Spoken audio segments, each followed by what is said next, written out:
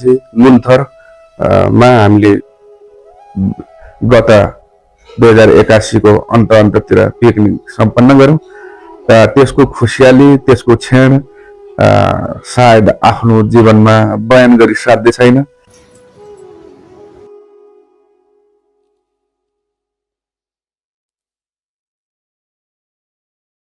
हाम्रो सहपाठी साथीको चेयर टेबलमा हामीले भिडियो खिचिरहेका छौँ। पितानाथ बुढाथोकीज्यू आफ्ना 2-4 शब्द जाओस् हाम्रो यो छोटो भेटघाटको क्रममा। आज हामी काठमाडौँको बिरकुण्ड मण्डप स्थित सानो प्राङ्गणमा भेटघाट छ 8-10 जना। सानो आफ्नो भनाइहरू छोडिदिनु होला। हस्, धन्यवाद आदरणीय सहपाठी मित्र जो हामी मामा भन्ने मित्रको चेतन अधिकारीज्यूलाई। उहाँले एसएलसी पश्चातको चाहिँ केही छोटो चाहिँ आफ्नो भनाइहरू राख्ने र सोध्ने जिज्ञासा गर्नुभयो। त्यसको लागि ठुलो धन्यवाद दिँदै म आफ्नो सान्दर्भिक केही भनाइहरू चाहिँ राख्छु। अब एसएलसी पश्चात 2051 साल लगभग माघको मलाई लाग्छ 30 गते सप्तमीको डाँडामा हामी एसएलसी दिएका हौँ। एसएलसी दिँदाखेरि सम्भवतः मलाई लाग्छ 2051 को सायद ब्याजी थियो 110 जना लगभग हाम्रो ठुलै सङ्ख्या थियो। त्यो ठुलो सङ्ख्यामा जो जति पहिलोचोटि पास भए नभए दोस्रोचोटि प्रयास गरेर पनि भए कोही त्यसैलाई त्यो जित मारेर चाहिँ प्रदेशमा पनि लाग्यो।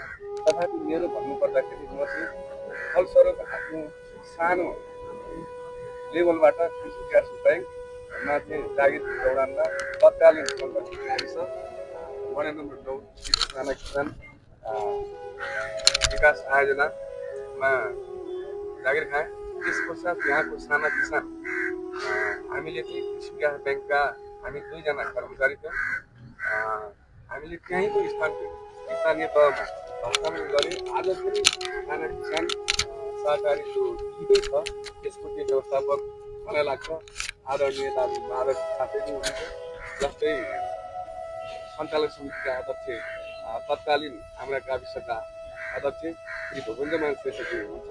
आदरणीय हाम्रो सहपाठी पनि र तत्कालीन शङ्करपुर गाविस निवासी जो हामी सावित्रा दिदी भन्न रुचाउँछौँ, उहाँलाई आफ्नो जुन ब्याजी एसएलसीको चाहिँ पश्चात जुन किसिमको आफ्नो प्रगति उन्नतितर्फ भए गरेका आफ्ना कुराहरू छोटोमा केही राखिदिनु हुन हार्दिक अनुरोध गर्दछु।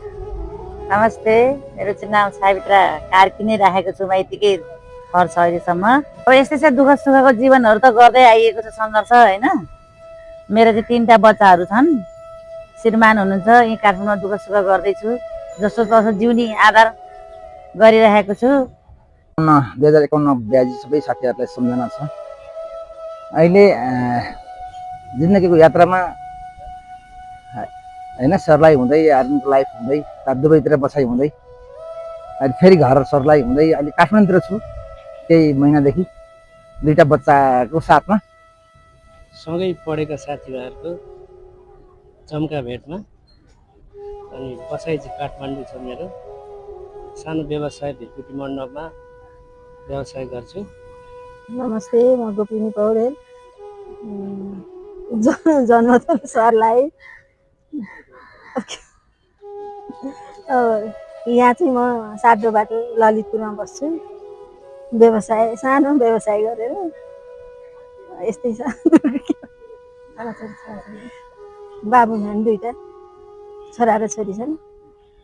अब हामीलाई असाध्यै चाहिँ माया गर्ने दाई भनेर सम्बोधन गर्ने हाम्रो चाहिँ सहपाठी मित्र जो विनिता कोइरालाज्यू हुनुहुन्छ, उहाँकै कारण आज एकदमै हर्षोल्लासका साथ जो कोरोनाको पश्चात हामीले जुन किसिमको चाहिँ मिनी साथीहरूको भेटघाट चाहिँ हामीले पत्रिकामा गरेका छौँ, उहाँलाई पनि विशेष धन्यवाद दिँदै र उहाँको आफ्नो जीवनमा भएको प्रगति उन्नति प्रति छोटोमा आफ्नो भनाइ राखिदिनु हुन हार्दिक अनुरोध गर्दछु।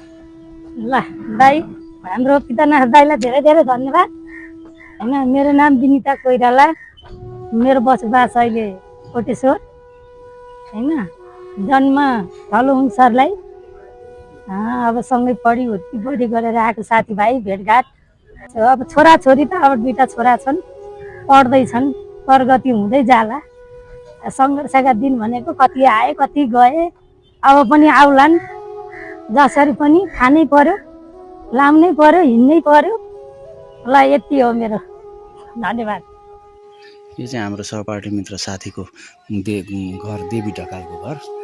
है घर नम्बर पनि हेरिराख्नु है, तपाईँलाई म सुटुक्क बताउँछु है। ल हेर्नु र है। अनि उहाँको घर कस्तो राम्रो घर छ, चिटिक्क परेको है। अनि हाम्रो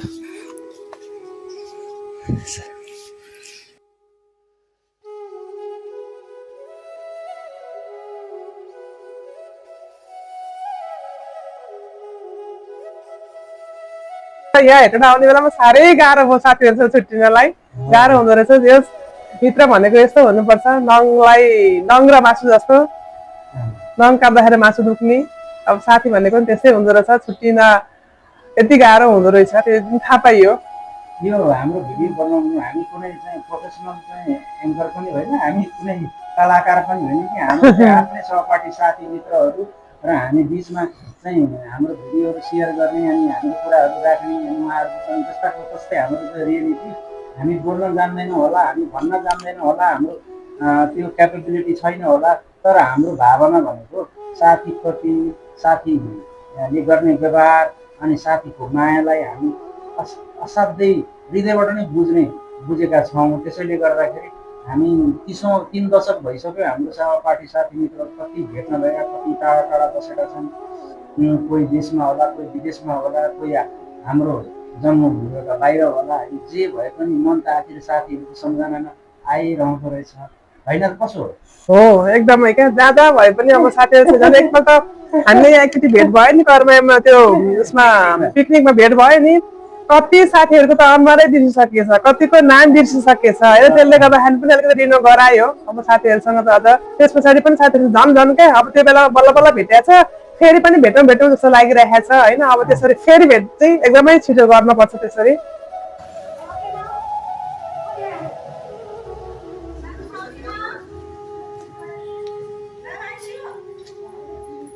हाम्रो अहोभाग्य हामीले भेट्ने अवसर पायौँ। अनि हाम्रा सहपाठी साथी विनिता कोइराला मुसुक्क हाँसेर साथीलाई देखेर दङ्ग पारेकी छिन्। अनि भित्रको बधाई नि ठ्याक्कै अनुहार त मैले त उस्तै देख्छु है। अनि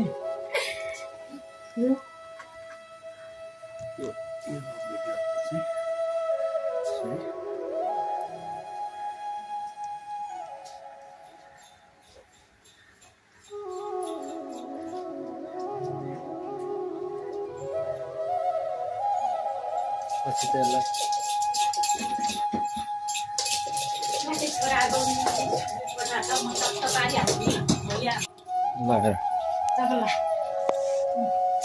हेर्नु सहपाठी साथी, हाम्रो साथी कति मेहनती रहेछन् भन्ने कुरो यहाँ चाहिँ आएर मैले प्रष्ट देखेँ क्या।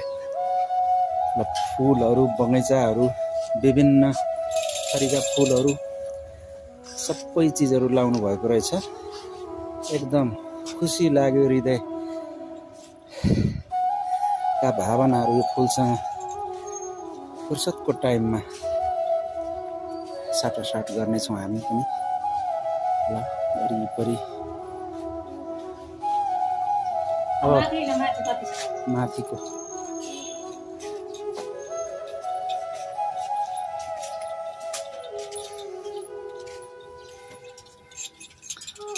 है साथी, तपाईँहरूको घरमा पनि हामी आउनेछौँ, तपाईँहरूलाई छोड्ने छैनौँ।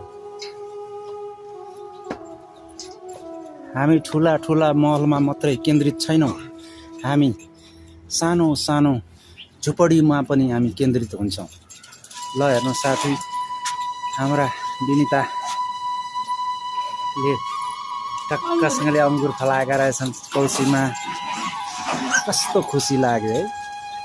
साह्रै यो इस्कुसको बोट। ल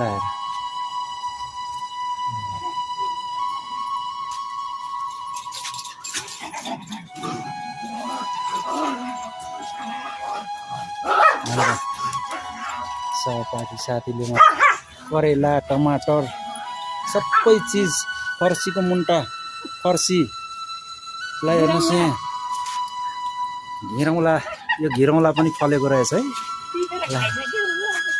बाप्रे।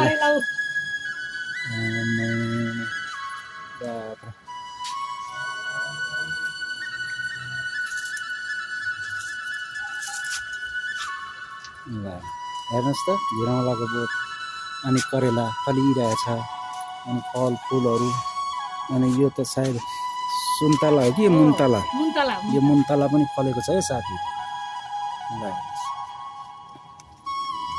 अम्बाको बोट अनि उहाँको घर वरिपरि छर छिमेकीहरू पनि हेर्नुहोस् न ड्र्यागन फ्रुट लगाएको छ उहाँको घर वरपर अनि यहाँ प्रशस्त मात्रामा कोसीमा खेती पनि गर्दा रहेछन्। प्रत्यक्ष रूपमा नजोडे पनि अब इन्डाइरेक्टली सोसियल सामाजिक सञ्जालमा चाहिँ जोडिराखेकै छौँ र काठमाडौँ केही समय साथीहरूसँग भेटघाट पनि भएको छ र आज चाहिँ विशेष गरी सोल्टी बजारमा आएको यहाँ साथीहरूसँग चट्ट देख्न पाउँदा निकै खुसी लाग्यो। 2051तिर फर्के जस्तो अनुभव भएको छु र निकै रमाइलो लागेको छ। हाम्रो मित्र साथीहरू त्यहाँ देख्दैछु हाम्रो लामोसँग भेट्दा मक्क परेको छ दङ्ग परेको छ विचार व्यवहारले त्यस्ता पाले गर्दाखेरि बुढो भइसक्यो है साथी त।